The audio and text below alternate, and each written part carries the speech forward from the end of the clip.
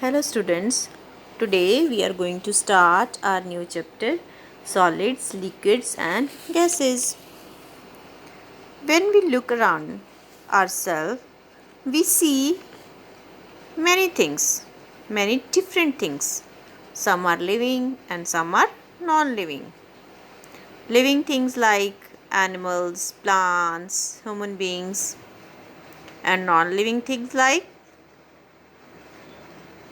many things you can see in your room also: the fan, table, chair, pen, board, your TV, LCD, mobiles, laptop, your book, your pencil. These all are non-living things. These all things, either they are living or non-living, they all have different sizes, shapes and colors. They all have mass and occupy space. All these things are matter. So, anything or any substance that has mass and occupies space is called matter. And the amount of space occupied by matter is called its volume. And now, matter is made up of tiny particles called molecules. The molecules are so small that we can't see them with our naked eye. They can be seen only under a microscope. The molecules of different substances are different. For example, oxygen gas is made up of many molecules of oxygen, and water is made up of molecules of water. And matter has three states: solid, liquid and gas. Here I take the example of ice cube. These are in solid form, and when the ice get melted, it take the in the form of water, that is in liquid form. And when we heat the water, it start boiling and you can see the steam that is coming out of it, the boiling water. It is in the form of gas. So here we can say that ice is in solid form, water is in liquid form and the steam is in gaseous form. These are the three states of matter: solid, liquid and gas. Now we will discuss about the molecular arrangements in the solid, liquid and gases. In solids, the molecules are very closely packed. They have very strong force of attraction between them. You can see in the picture also, the molecules in solid are very closely packed. There is no space between them. So they are not free to move. And we can't change the shape of the solid. Means solids have definite shape and volume. If someone say you to move any box and any table or any chair, you can only move it from its place. You can't change its size or shape. Can you change? No. You can't change the size and shape of a solid. You can only move it from one place to another.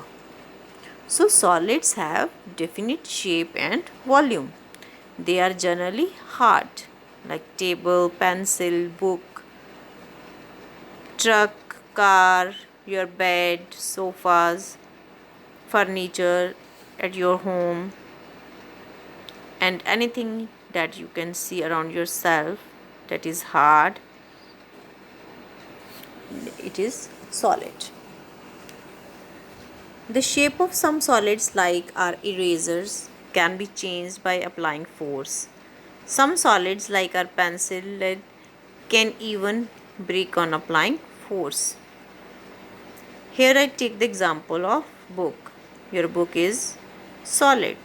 You can't change its shape and you can't change its volume. In the liquids, the molecules are less closely packed than solids. We can see in the picture there is space between the molecules. They have weak force of attraction between them, so they can move freely within the liquid. The molecules are free to move. Liquids acquire the shape of the container in which they are kept. If we put juice in a jug, it will take the shape of a jug, and if we put it in a glass, it will take the shape of glass, but the volume remains same. Therefore, liquids have a definite volume but no definite shape. They can flow easily. So, they are also known as fluids. Water, milk, orange juice, lemon juice, many drinks like soft drinks, these all are liquids. In gases, molecules are very loosely packed. They have a very weak force of attraction between them. You can see in the picture that there is much space between the molecules as compared to the solids and liquids. So they can move freely. Therefore, gases have no definite shape and volume. Gases can be compressed easily, like if you hold a ball in your hands, if you compress it, it will compressed, and you can change the shape of this. So gases have no definite shape and volume. They occupy all the available space in the container in which they are kept. And if we fill the air in the balloon, it will take the shape of balloon. If we fill the air in the football, it will take the shape of football. So gases have no definite shape. They flow more easily than liquids and solids. Oxygen, nitrogen, carbon dioxide and cooking gas, these are some examples of the gases. Now, the states of matter are interchangeable. The state of water are generally interchangeable.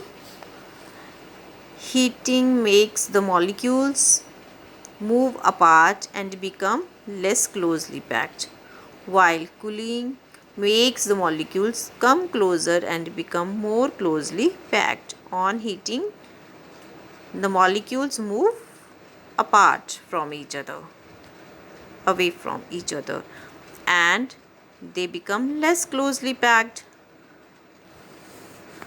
Here we can take the example of water.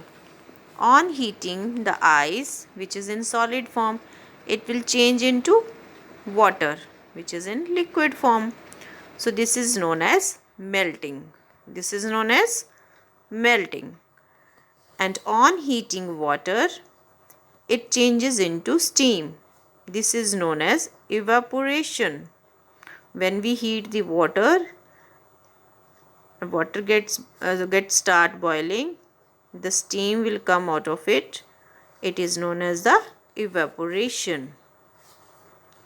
On cooling the steam, if we put a lid on the pan, you can see the water droplets on the lid. The water get condensed on cooling. So on cooling, the steam changes into water, and this is known as the condensation. And now we get the water again, that is in liquid form. And now on cooling water, if we use this water, if we put this water in any bowl or tray and keep it in the freezer or refrigerator. On cooling, the water which is in liquid form, it will changes into ice, that is in solid form. This is known as the freezing. So the states of water are interchangeable: melting, evaporation, condensation and freezing.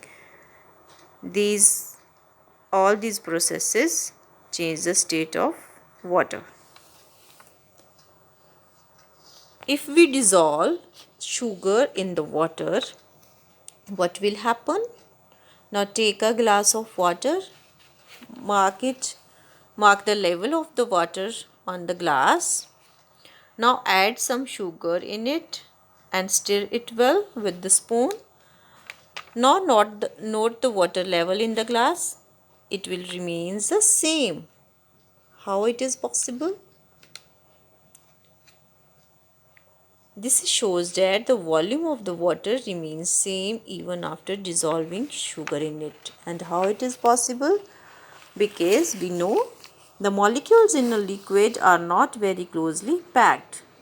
There are empty spaces among the liquid's molecules. And when sugar is dissolved in water, the sugar molecules fill the empty space among the molecules of the water. So the water level in the glass remains the same. So volume of the water doesn't change. If we, as I discussed earlier, if we add sugar in a water, we get the sugar solution. In this solution, the sugar act as solute, the water is act as solvent, and the mixture they both make is known as the solution. The substances that dissolve in a liquid are said to be soluble in that liquid and are known as solute. For example, sugar and salt. And the liquid in which a solute dissolves is known as a solvent. For example, water and milk. And the liquid that we get by dissolving a solute in a solvent, it is known as solution. In sugar solution, sugar is a solute and water is solvent. Similarly, in salt solution, the salt is the solute and water is the solvent. And we get the solution by mixing the solute to the solvent. Many gases like oxygen and carbon dioxide dissolve in water.